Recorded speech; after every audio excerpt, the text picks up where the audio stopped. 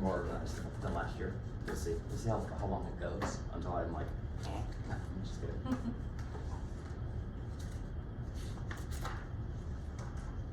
Okay, so last class we were looking at chance, evolution, all that stuff. We started by looking at faith and reason and the existence of God. And kind of our just to kind of catch you up in kind of a 30-second view, Alex, is what we're trying to do is look at everything with logic.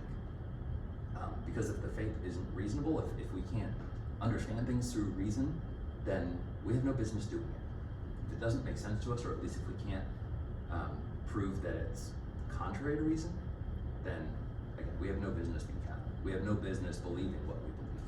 So that's kind of the whole point of what we're doing here. So we're starting out with, we're not looking at what the church says, we're not looking at what the Bible says yet. We'll get there. But we're just looking at basic human reason. So the first 3 classes are all about, the first one is, how do we know things? What's the point? Second thing, can we know that God exists? Can we prove it? Do we know it? And then the third thing is, well, how did we come to be? Where did we come from? And again, we're not looking at this like, oh, the church says this, we'll get there later as we go. But we're just looking at basic logic. So we're starting with the foundations that way. So the 4th class is the human soul and the obligation of reason. Obviously, we know that we exist. That's what we talked about last week. Like, where did we come from? Were we created? Was it evolution? And we've established that, well, obviously we exist because we're here, right?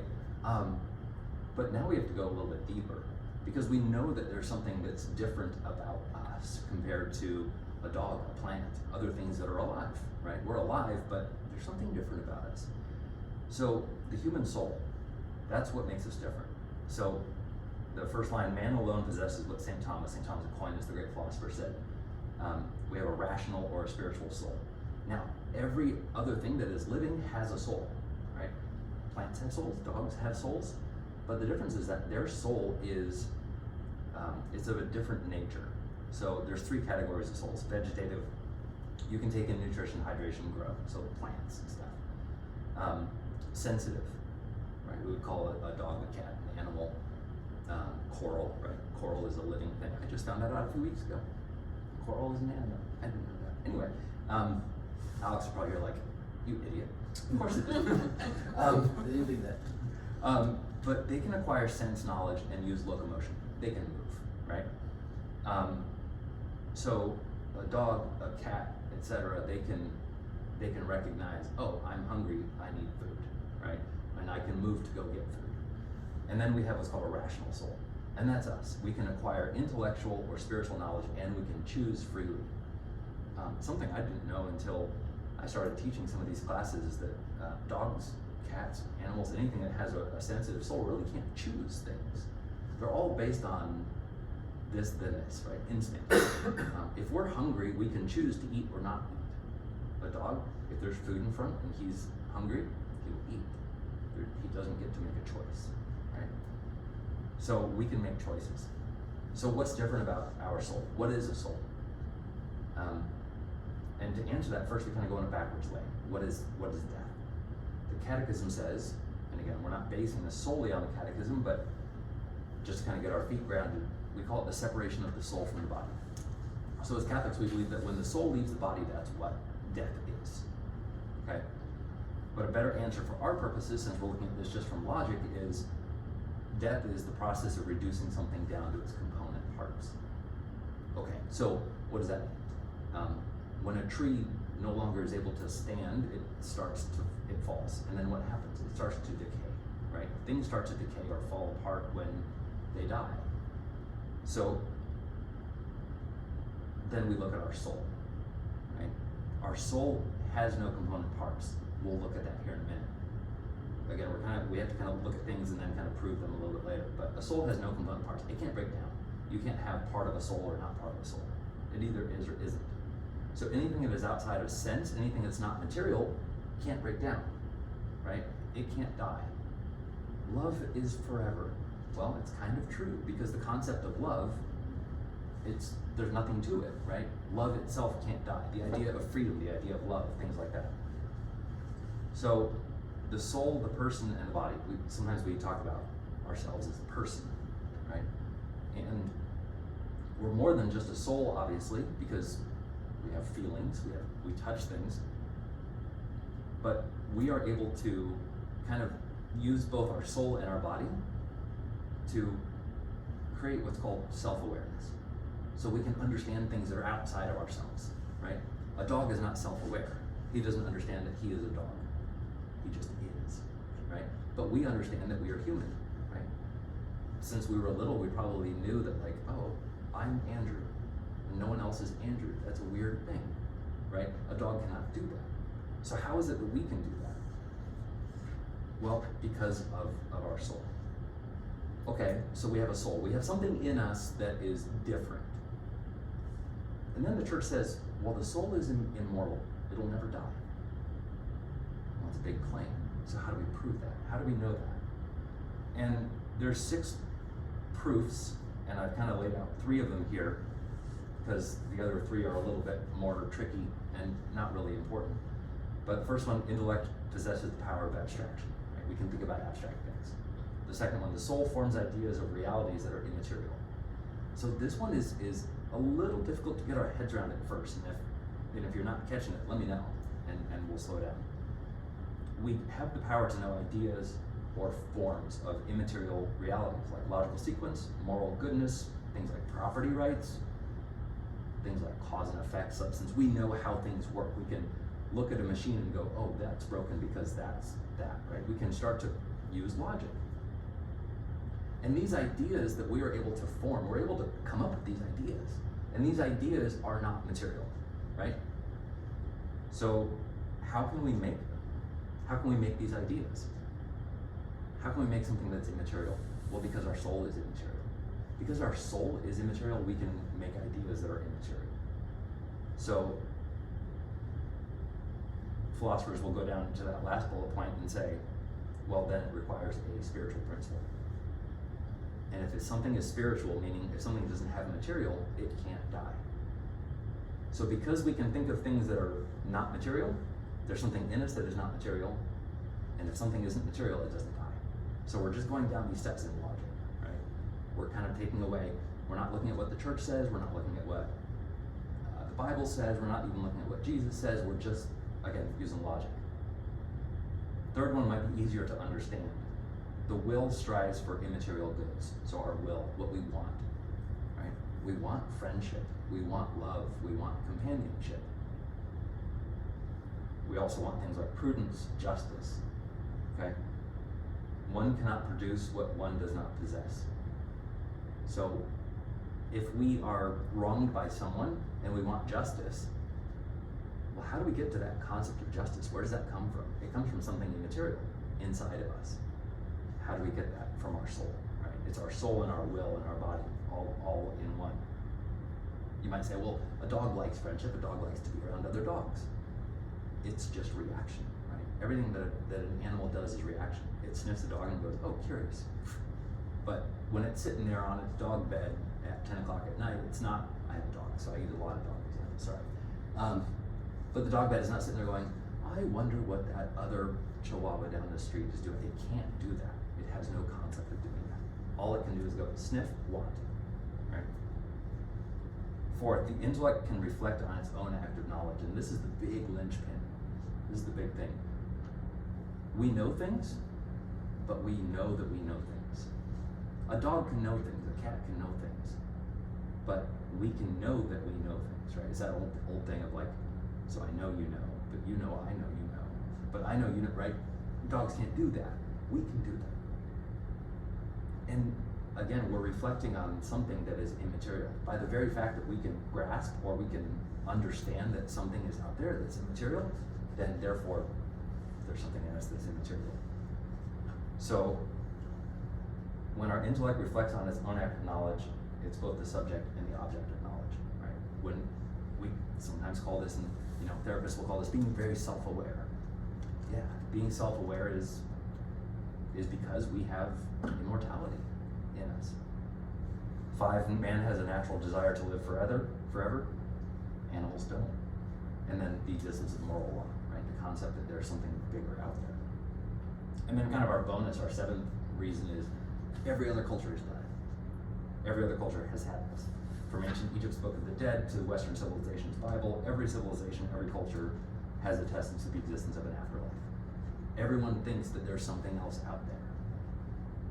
There's a lot of atheists, there's a lot of agnostics today who will say, well, we don't know what happens when we die, there's probably nothing. But just the very fact that they can understand that there might or might not be something, again, kind of proves that there's something in us that's more. So we have a soul. And our soul is immaterial, right? It's not made of anything. And we've already talked about how immaterial things cannot die. So just by going through logic, we've said, all right, our soul is immortal. Cool. Now, the second part of the class is, what do we do about it? Now that we know that we have an immortal soul, what do we do? What does that mean for us? It's one thing to know something, but what do we do with this? And the answer is religion. We have to do something. Again, just looking at other ancient cultures, I'm just kind of going off, I'm not even looking at the sheet right now, but every other religion has had, or every other culture has had some sense of there's a duty that man has to practice a faith or a belief system. Again, the ancient Egyptians, the Sumerians, every system has had a concept of a cult or a faith or a religion. So does this mean that we have to act differently than animals? Yep. Because we are different.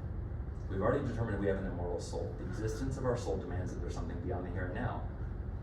If we have a soul, there's something that's nonsensical that's true, then we're obligated to seek it out. I didn't put the last few words in there. We're obligated to do something about it. So again, let's just look at logic. If we have a goal in life, let's say we're a salesperson, we want to sell 20 widgets tomorrow. Well, we have to have a means of doing that. That's our goal. Well, how do we do that? Well, you're going to call the customers, or you're going to, right, whatever. You need to put a foundation in house. How do you do that? Well, you start with, right, there's a process. If we have physical goals, there's physical means to achieve that goal. If we have an immortal soul, there must be a goal. We haven't figured out what that is yet, but we know that there's something. And therefore, like anything else, there has to be a means to achieve that. If there is an afterlife, there's got to be a way to get there. Right? And basically, this is religion. It's basically our guidebook, it's our map to how to get to the afterlife, to our end, to our purpose. Is this baked into us, or is it a learned behavior? A lot of modernists will say, well, man just created religion because he wanted to get together with his other people who were like-minded, and they just came up with this ritual and this cult. Sometimes we do that. We go to a Cardinals game and we root for the Cardinals together, right? That's sort of like a religion in a sense. That's sort of like we all get together and wear the same things and stand up and cheer at the same times, and right? That's something that we've created, but there's something more, right? We've already established there's something more. Man wasn't born through his own volition, meaning we didn't get to choose when we were born. So, since life was given to us by someone, we have a duty to do something. And that duty is going to be given to us by that person who made us. Right? A carpenter that makes a chair makes it for a specific purpose. Right? If we breed a dog, we're giving it life, and we have dominion, we have power over that animal. We can't mistreat it, but we can tell what it is or tell it what to do. And so since we were not made of our own free will, that right of our life belongs to our Creator, just like a dog belongs to an owner, just like a chair belongs to a carpenter. So what do we do about that? The universe, second point there, says, has been pressed into his service. God gave us the whole universe, everything. Not just this world, not just the city of Phoenix, but everything has been given to us. And so he's given us these things. Why? Well, the first question in little kids' catechism is, why did God make us? And the answer in that catechism is to know, to love, and to serve him. Everything about it that God has created has been given to us so that we can do those things. So, to respect and love, the bold point there, to respect and love the benefactor, creator, God, is the natural religion. We're meant to love him. We're meant to respect him. Okay? We'll get into how and all that stuff, but here we're entering the question, why? Why do we need religion? Because the guy that created us, it's good for us to do. We owe it to him. Okay? So why do we need religion? So that's out of justice, right? Out of justice, we owe it to God to give him religion, to do what he wants. We have to do that. Well, let's look at ourselves because we're selfish, right? I'm very, very selfish. I like coffee, so I'm drinking coffee, right? We're all selfish. So why do we need religion? What's in it for us? And the answer is a whole lot. Because we can gain knowledge and wisdom, right? We're learning stuff every day. We went to school, we learn things on the job. And so to gain worldly knowledge, how do we get that? We're taught. Someone teaches us that stuff. Or we learn by watching or by doing. Could we learn things without the aid of tutors? Yeah, we could. But imagine trying to learn everything that you learned even in going through grade school without the aid of a teacher, whether it's your parents or the other teachers. Could you figure out everything about science and English and all that? No, right? We would need someone to teach us. So is it possible? It's possible, but it would take a really long time. And it's a lot easier and better to have someone to guide us. And our physical and mental development is way less important than our spiritual development. Why? Because our spiritual development, our spiritual self, is immortal. So we have to learn things about our physical selves, but we also have to learn things about our immortal selves. And we can just look at that by looking at laws. Laws devised by men are flawed and imperfect, right? You look at like the United States Code of Federal Law, and it's like this long, right? This thick of a book. Why? Because they have to keep adding stuff to it because it's not perfect. It's, right? We often hear like on the news, democracy is messy. Why is it messy? Well, because we came up with it, right? That wasn't from God, that was us. So we need laws, right? We would say we need laws for our physical selves, otherwise there's chaos and anarchy and riots in the streets. But imagine if we didn't have laws for our soul, right? Obviously we need laws for our body, for our physical well-being. But it's kind of, if we know that our soul is immaterial and immortal, well then we gotta have laws for that too. So we gotta figure that out, because that's way more important than whether or not there's a riot on the street. It sounds kind of surprising, but it's true. Human laws have failed to prevent man from falling into evil and immorality, right? Because they're not perfect. But spiritual laws have proven successful in keeping man away from wrongdoing. You might go, but wait a minute. I know a lot of churchmen who have done really awful things. And that's true. But anyone who has failed, anyone who's a bad person, what are they doing? They're breaking the spiritual laws. Laws like the 10 Commandments, right? Don't steal, don't cheat, don't, right? All that kind of stuff. So these laws are perfect. How do we know they're perfect?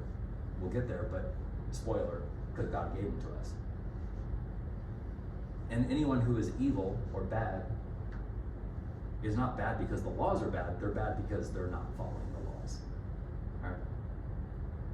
And also just from science, because I'm a nerd and I love this stuff, scientists have also shown that religion changes us. There's something that happens in our brain physically when we practice religion. There's a scientist, I think his name is Alfred Newberg. They take brain scans of people participating in religious experiences such as prayer or meditation. He says there's not just one part of the brain that's affected, but he's concentrating on two of them. First, the parietal lobe. No idea what that is. Somewhere in the brain. Cool. All right. not important. He says, when you begin to do some sort of a practice like a ritual, over time that area of brain appears to shut down. As it starts to quiet down, since it normally helps to create a sense of self, right? So it's the part of the brain that makes us like self-aware and makes us like conscious of ourselves, okay? That sense of self starts to blur. The boundaries between self and other, another person or another group, God, the universe, whatever it is you feel connected to, the boundary between those begins to dissipate and you begin to feel one with it. So our own sense of self starts to go away and we start to connect. And he's like, I don't know what we're connecting to. I can't figure that out, but it's connecting to something. We kind of go, ooh. There's a scientist who is basically proving that prayer, meditation, that the practice of religion does something. The other part of the brain heavily involved in religious experience is the frontal lobe. This part helps us to focus our attention and concentrate on things. And he says that area shuts down too. It could theoretically be experienced as a loss of willful activity. And here's the kicker. He says we're no longer making something happen, because he says there's still activity happening, but we're not choosing to do it. Instead, something is happening to us, right? So again, a scientist going, power of prayer, the power of meditation, the power of religion, something is happening to us from outside. We don't know what it is. And we might go, oh, I know, it's God, right? He's not gonna make those conclusions, he's a scientist, but he can tell that something is happening. So, in a nutshell, that's what religion is. Religion is basically our track, our way of trying to figure out, okay, I know I got a soul, I can prove it. Now what do I do with it? The answer is religion. And we'll dive into kind of more what that means. All right, so what religion do I follow? Do I follow Buddhism? Do I make up my own religion? Do I follow Christianity? We'll start to dive into what that means and what that looks like. Again, you guys are all here, so you've already chosen that this is the right way, but we're going through, again, very logically, kind of slow at first, and then we'll get into more detailed stuff as we go. That's all I got for today. Any questions or anything else that you wanted to ask, like why do we genuflect, why holy water, anything like that? I'm open to whatever. If you're good. No questions. Okay. All right. Well, feel free to let me know if what Father says in terms of if you're gonna hang out here. Or... I'll keep on coming. Okay. This is good stuff. All right. It's been a long time, so. All right. Awesome. I promise it's. And Vern, you too, I'm sorry, but these first 4 classes are really like, it's a lot of philosophy. It's a lot of like deep, it'll get better, I promise. It'll get easier into more stuff like, can I murder someone? We'll talk about that. That'll be fun. Can I cut someone off in traffic? You know. Oh, that's a whole different story. That's a whole different story. We should not for that. So, did you mark the YouTube channel on? I haven't, no, I'll Oh. share it with you guys. I haven't shared it with you guys yet. So, Okay. but I'll get that to you. I'm just gonna make a playlist, and then every week I'll just add to that playlist. Okay. So, and I'll just let you know when it's added to. Okay. Fantastic. All right. I'll grab that Thank you so paper back much. from you. And you're finished. Okay. Sorry.